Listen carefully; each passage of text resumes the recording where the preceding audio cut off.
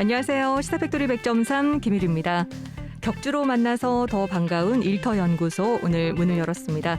울산적 노동자들이 좀 더 양질의 일자리에서 좀 더 나은 노동 환경에서 일할 수 있는 방법이 무엇인지 고민하는 시간 가져보고 있습니다.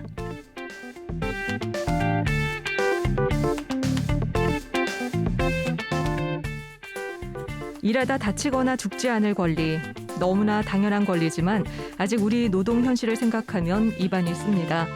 울산적 근로자들이 겪고 있는 산업재해의 민낯을 가감없이 들여다보고 과연 해결책은 없는지 치열하게 고민해보는 시간으로 꾸려보겠습니다. 잠시 후 만나보시죠.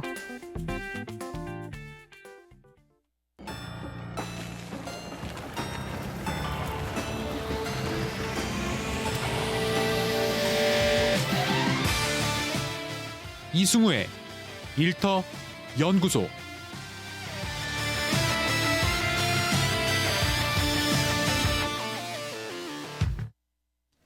네, 지난 시간에 뵙지 못한 이승우 일터 소장님 어서 오세요. 네, 안녕하십니까. 이승우입니다. 반갑습니다. 네, 오늘 이렇게 또 든든히 자리를 지켜주셔서 감사합니다. 그리고 오늘 함께 얘기 나눠주실 민주노총 울산노동법률원 신지연 변호사께서도 바쁘신 시간을 쪼개서 스튜디오까지 나와주셨습니다. 반갑습니다. 네, 반갑습니다. 네, 일이라는 단어를요 사전에서 찾아보면 무엇을 이루거나 적절한 대가를 받기 위해서 어떤 장소에서 일정한 시간 동안 몸을 움직이거나 머리를 쓰는 활동을 말합니다. 이 몸과 머리를 쓰는 일이 목숨을 담보하진 않을 텐데요. 지난해부터 지금까지 현대중공업에서 작업 중 숨진 노동자가 5명에 달한다고 해요. 네, 좀 많은 숫자죠. 그 사망 경위를 좀 구체적으로 말씀을 드리면 네. 작년 2월 20일 날 그 LNG 공사부에서 작업 중이던 근로자가 약 15m 높이의 LNG선 탱크 내 작업용 발판 구조물에서 추락하는 사고로 사망한 경우가 있었고요. 그 4월 16일에는 특수선인 1800톤급 안중근함 선수에서 어뢰 발사관 덮개 유격 조정 업무를 하고 있던 노동자가 그 발사관 덮개와 선체 유압 도어가 동시에 닫히면서 네. 그 유압 도어에 몸이 협착되는 사고를 당한 후 사망한 사례가 있었습니다. 네. 그리고 불과 5일 후인 4월 21일에는 도장 7공장 빅도어 운행 중에 빅도어 사이에 작업자가 끼이는 그런 협착 사고로 사망한 경우가 있었고요. 또 한 달 후인 5월 21일에는 LNG 운반선에서 그 파이프 용접 준비를 하던 노동자가 용접 전에 파이프 안쪽을 확인하는 과정에서 그 파이프 안에 차있던 아르곤 가스로 인한 질식으로 사망을 하기도 했습니다. 네. 그리고 최근인 올해 2월 5일 오전 9시경에 그 대조립 1공장에서 그 자동 용접을 하던 근로자가 이동을 하던 중에 뒤에 있던 2.5톤 무게의 그 철판이 흘러떨어져 네. 철판과 핀 타입 그 지그 사이에 협착이 돼서 사망하는 사고가 있었습니다. 한 가지 덧붙여 말씀을 드리면 현대중공업 창사 이래 업무상 질병을 제외하고 순수히 사고로만 사망한 근로자가 468명에 달합니다. 네. 현대중공업이 1972년에 그 업을 시작했으니까 계산을 해보면 평균적으로 해마다 10명 가까운 근로자들이 일을 하다 목숨을 잃은 것인데 네. 참으로 안타까운 일이 아닐 수 없습니다. 그러네요. 50년 동안 해마다 10명씩. 네. 정말 안타깝네요. 최근이죠. 지난 5일에 사망사고가 발생했는데 상황이 이렇다 보니까 고용노동부가 현대중공업에 대한 그 집중 감독에 착수했다고 하죠. 어떤 부분에 대해서 감독이 진행되는 건가요? 네, 산안법 시행규칙 제3조에 따른 중대재해 또는 산안법 제44조 1항에 따른 중대산업사고가 발생한 사업장에 근로감독관을 파견하여 관련 산재 사고 경위와 근무 환경에 대한 불법 및 피정사항 등을 검토하고 처분을 내리는 그 역할을 말합니다. 노동경찰로 불리는 근로감독관이 실시하며 불법이 발견되면 시정명령을 내리거나 과태료를 이제 사업주들한테 부과를 하는데요. 네. 이에 사업주가 응하지 않으면 정식으로 사건으로 입건해 수사하고 또 검찰에 송치해 사법 처리까지 진행을 합니다.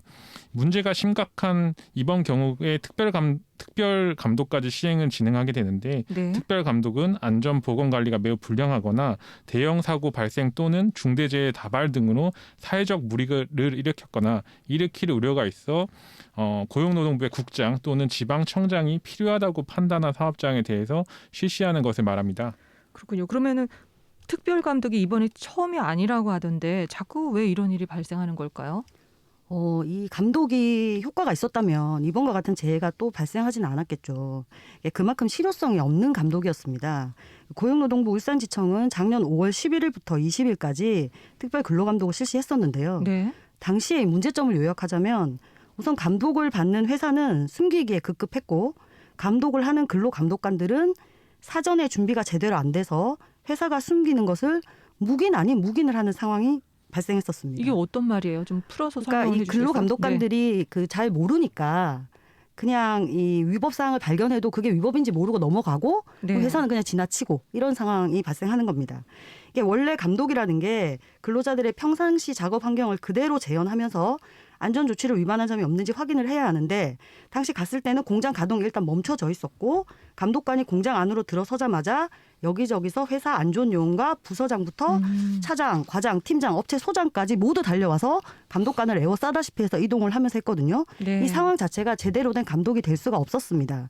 그리고 근로감독관이 감독을 하면서 실제 현장에 머무는 시간은 겨우 서너 시간에 불과하고 이렇게 짧은 시간에 넓은 현장을 돌아야 하니까 네. 수박 겉핥기식 특별감독이 될 수밖에 없었습니다.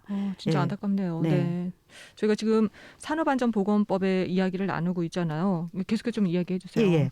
그리고 그 당시에 감독관들 중에는 이 경험이 부족해서 조선업의 현장 특성을 전혀 알지 못하는 인원도 많았다고 합니다. 네. 상황이 이렇다 보니까 노동조합 대의원에게도 보이는 이런 어떤 다수의 위험 요소들을 그냥 지나치기 일쑤였고 그래서 심지어는 동행한 노동조합 집행 간부나 대의원이 이 위험 요소를 하나하나 지적하고 감독관한테 설명하고 하는 이런 웃지 못할 총극이 빚어지기도 했습니다. 네. 그래서 이제 노동조합에서는 이대로는 실질적인 감독이 안 되겠다 싶어서 노동부에 감독 기간을 더 연장해달라 이렇게 요청을 했는데 그만 그 다음 날인 5월 21일 날 또 사망 사고가 발생을 했던 겁니다. 그렇군요. 예, 이 당시 감독 결과 노동부는 356건을 사법 조치하고 네. 165건의 법 위반 사항에 대해서 회사에 1억 5,200만 원의 과태료를 부과했는데요. 그 이후로도 이 사고가 계속 끊이지 않는 걸 보면 과연 이 당시 노동부의 특별 감독 그에 따른 조치가 무슨 실효성이 있었는지 의문이 아닐 수 없습니다. 그러네요. 네. 그러면은 그 감독도 감독이지만 이후에 후속 조치에 대한 감독이 진짜 더 중요한 거네요. 네, 감독 후 시정 사항이 확실하게 이뤄질 수 있는 강력한 조치가 필요해 보입니다. 사실 이제 사측 입장에서는 여러 조치 중에 작업 조업을 중지시키는 것이 아마 굉장한 타격이 아닐까 싶은데요. 그렇죠. 이 부분 네. 같은 경우는 생산 비용에 대한 코스트가 기업에 굉장히 막대해지거든요. 개정된 산업안전보건법에 작업중지권이 명시되고 강화되긴 했습니다. 이 네. 조치의 시행 또는 가동이 얼마나 가능할지 저는 개인적으로 좀 궁금한데요. 그러네요. 여기서 작업중지권이란 네. 산업재해가 발생할 위험이 있거나 재해가 발생했을 때 작업을 중지시키고 이에 필요한 조치를 한 뒤 다시 작업을 시작할 수 있도록 한 권리를 말하는데요. 네. 산업안전보건법에서는 작업의 거부의 주체를 사측이 아닌 노동자로 규정하고 있는데 그 권리를 더욱 보호하고 있습니다. 네. 여기서 이제 이게 제대로 가동을 할지에 대한 부분도 사실 좀 의문이 듭니다. 개정된 지 얼마 안 돼서. 네. 그래서 제가 좀 해외 사례를 좀 조사를 해왔는데요. 대표적으로 캐나다의 사례가 좀 있습니다. 캐나다와 미국의 사례가 있는데요.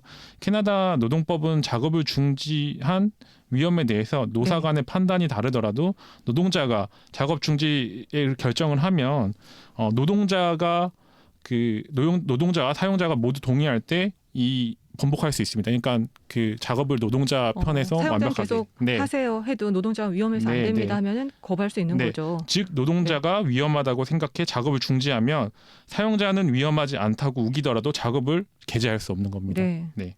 이제 한국에서는 비일비재하게 발생하는 사업주의 일방적인 판단에 따른 작업 개재, 이후 징계나 고발로부터 노동자를 보호할 수 있는 조치가 되는데요. 그러네요. 노동자가 작업 중지권을 행사했다는 통보를 받으면 사용자는 즉시 노동자 입회하에 상황을 조사해야 하는 겁니다. 캐나다의 결과입니다. 네. 조사 결과 사용자는 위험하지 않다 판단하거나 사용자의 조치 결정에 노동자가 동의할 수 없다면 노동자는 계속해서 작업을 중지하고 작업장 보건안전위원회가 조사를 합니다. 이 조사 결과에도 노동자가 동의할 수 없다면 이번에는 노동부가 개입을 해서 조사를 하는데요.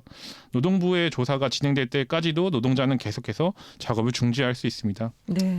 하지만 여기서 이번 문제인 법적인 보호에서 네. 사각지대 위치에 있는 비정규직 노동자에 대해 한번 생각을 해봤습니다. 네. 그 산재 사고가 발생한 조선소에서는 시간에 쫓기면 위험한 일을 해야 하고요. 또 일터가 자꾸 바뀌어 산업재해가 발생해 한 발생하는 취약한 이제 돌간팀이라고 있습니다. 그러니까 돌간팀 뭐예요? 초단기 작업팀이라고 하는데요. 이게 그 딱 업장에 있는 물량만 네. 딱 치고 하는 물량팀이라고 하는 겁니다. 일용직 노동자들이 대부분이고요. 아무리 위험해도 일당이 날아가니 작업 중지권을 쓸 수가 없습니다. 아, 그렇군요. 자, 그럼 이 경우는 해결할 수 있는 사례가 또 미국 사례가 있는데요. 네. 이 경우에는 이제 미국 같은 경우에는 노동자 2명이 예전 사례, 그러니까 사례를 조금 말씀드리면 노동자 2명이 네. 그 높은 곳에 매달린 안전망 위에서 작업하는 것을 거절한 그 일이 발생했습니다. 이전에 너무 여러 명의 위험하니까. 노동자들이 네. 그 안전망에서 작업하다 추락하거나 다치거나 사망을 했는데요. 네. 바로 열흘 전에도 이 비슷한 사례의 노동자가 그러니까 사례로 한 명의 노동자 추락해 사망했기 때문이라고 합니다.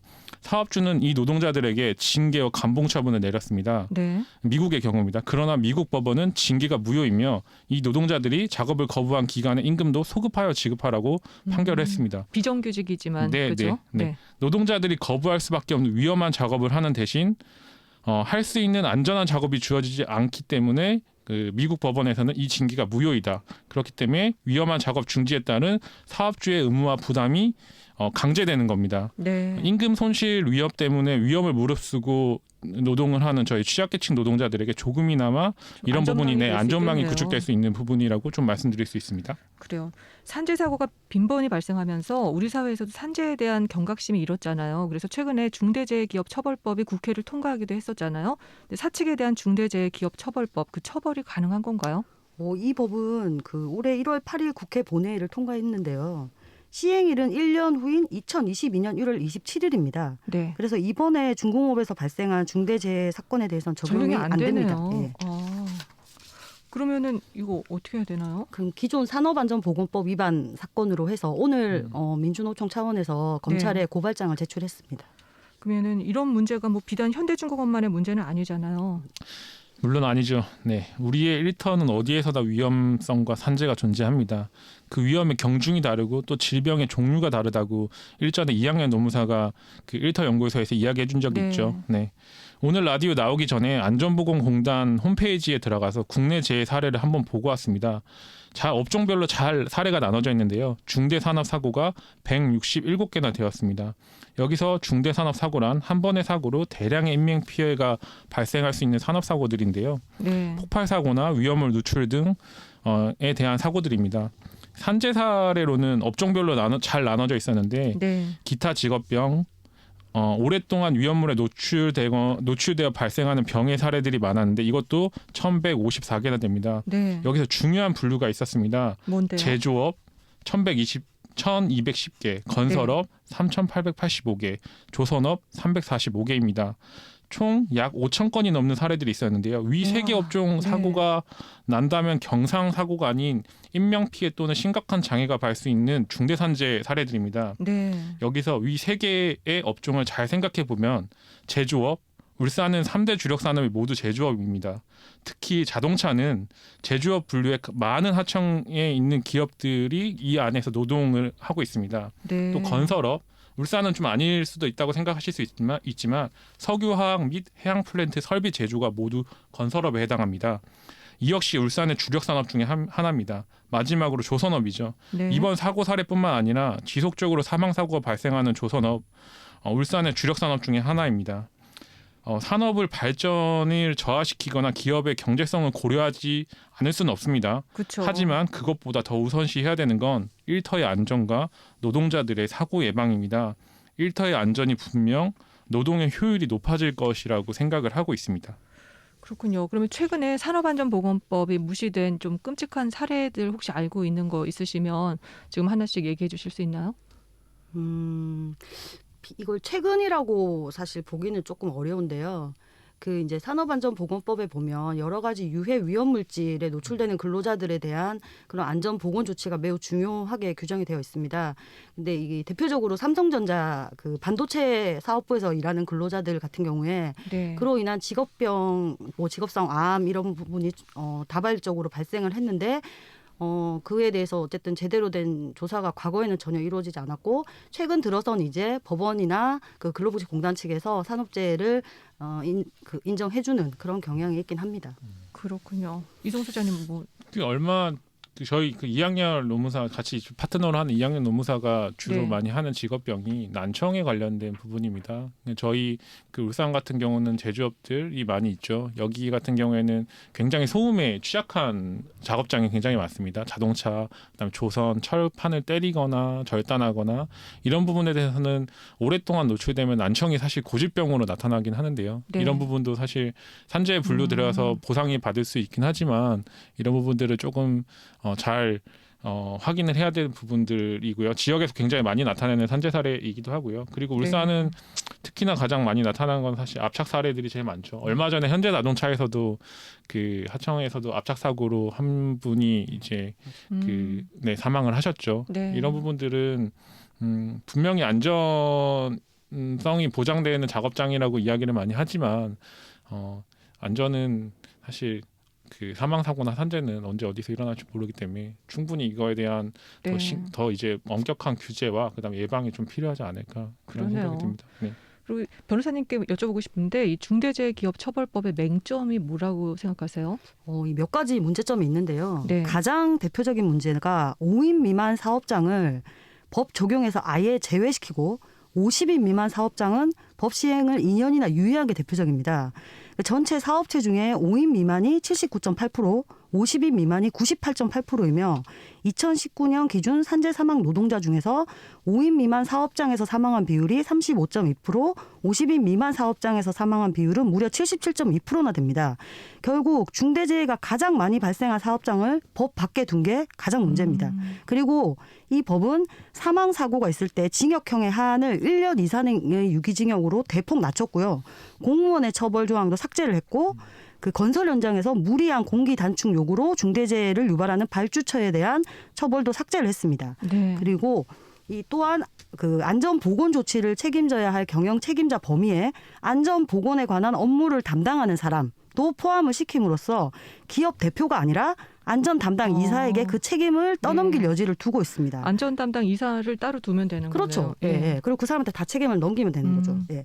그리고 이게 가장 큰 문제긴 한데 이 네. 처벌의 일단 실효성을 확보하는 문제로 이 수사의 주체가 누가 될 것인가가 정말 중요한 문제거든요. 네. 근데 이 법은 이 부분에 대해 아무 규정이 없습니다. 현행 산업안전보건법 위반 사건의 경우에는 이 근로감독관이 특별사법경찰관으로서 검사와 함께 수사를 담당하도록 하는 규정이 존재하거든요. 네. 근데 중대재해기업처벌법 같은 경우에는 그런 규정이 없어서 문제입니다.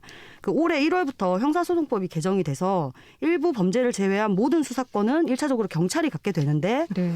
따라서 이제 원칙대로라면 경찰이 이 법 위반 사건도 수사를 해야 하는 것이 맞지만 산재 사건의 이 전문성과 특수성을 고려한다면 네. 경찰에게만 모든 수사를 맡기도록 설계된 현행 제도는 재검토가 필요하고 내년 법 시행 전까지 이 부분에 대한 조속한 입법이 필요한 상황입니다. 아, 그렇군요. 조속한 입법이 필요합니다. 이런 문제를 우리가 짚어보는 것도 굉장히 중요하지만 이 문제를 재발 방지를 위해서 대책을 고민하는 게 진짜 중요한 것 같아요. 이런 일들이 다시 재발되지 않도록 준비해야 될 조치 어떤 게 있다고 생각하세요? 정부 고용부는 2021년 1월 21일 21년 산재 사망 사고 감축 추진 방향을 발표했는데요. 산재를 예방하기 위한 법들이 우선시되는 것은 맞습니다. 또한 굉장히 중요합니다. 또 행정과 사업들을 주로 기획하고 다루는 저의 입장에서는 잘 네. 구축된 법의 이야기는 전문성 있는 변호사님께 조금 약간 넘기는 게 좋을 것 같고요. 저 같은 경우에는 산업재해와 안전관리 감독을 할 수 있는 행정조직의 구축이 좀 필요하지 않나 생각을 합니다. 이 법이 만들어지면 이 법을 잘 이행할 수 있도록 운영하는 행정조직 또는 아까 이제 감찰 조직이라고 해야 될까요? 네. 경찰 조직이라고 할까요? 전문성 있는 경찰 조직이 좀 필요할 것 같은데요. 산업재해 관리 감독을 강화하기 위해서는 이제 근로감독관을 늘리는 방안이 있다고들 많이 이야기하셨지만 근로감독관이 늘어난다고 산업재해가 줄거나 은폐되는 산업재해가 줄어드는 것은 아니라는 그 판단이 많이 나오고 있습니다. 그럴 수도 그러니까 있네요. 네. 이제 근로감독관이 양이 이 고용노동부에 속해 있으니까 이게 이제 사실 본질적으로 해결되기 좀 쉽지 않다는 거죠. 네. 이 근본적으로 체계적으로 관리할 수 있는 행정조직 구축이 필요하다는 겁니다. 법이 만들어지면 이 법을 체계적으로 또 중장기적 계획과 목표를 세워 추진해갈 수 있는 조직체가 필요한 겁니다. 지금의 고용노동부는 고용과 노동이 함께 잡혀 있습니다. 그러네요. 기업을 대상으로 네. 일자리를 만들어야 하고 노동자의 안전을 위해 기업을 관리해야 되고 감독해야 되는 뭔가 굉장히 모순적인 역할이 상충되고 있는 것 같다는 생각을 합니다. 그러네요. 이런 부분 같은 네. 경우에는 일자리를 만드는 고용부와 그다음에 노동법과 노동자를 이제 보호하는 노동부가 조금 분리돼야 되지 않을까라는 생각도 잠깐 그러네요. 합니다. 진짜 네. 고용과 노동의 입장차가 분명히 있잖아요. 모순이 있습니다. 생길 수밖에 없죠. 네. 신지연 변호사님. 저는 일단 여기 소장님 말씀에 덧붙여서 아까 네. 말씀하신 그 독립적인 규제기관으로서 산업안전보건청을 신설하는 게 가장 필요하다고 생각합니다. 산업안전보건청. 이것과 네. 유사한 조직으로 영국의 보건안전청이라고 있는데요. 이 조직은 이 보건안전감독관과 직무별 기술자 그리고 과학의학 전문가로 구성이 돼서 네. 영국 내 사업장의 안전보건 업무를 전담하고 이들의 판단을 토대로 그 우리나라 중대재해기업처벌법의 모태가 된 기업과실치사죄 및 살인법의 제대로 된 집행이 가능해지게 됩니다. 네. 따라서 우리나라에도 이와 유사한 조직으로 이런 산업안전보건청과 같은 조직 신설을 통해서 보다 실효적인 산업재해 사건 조사 및 처벌이 가능하리라고 판단이 됩니다. 네, 감사합니다. 안전하게 일할 권리, 더 나은 일터를 위한 고민 이승우 일터 소장님과 민주노총 울산 노동법률원 신지연 변호사님과 함께 얘기 나눠봤습니다. 두 분 오늘 이렇게 함께해 주셔서 고맙습니다. 감사합니다.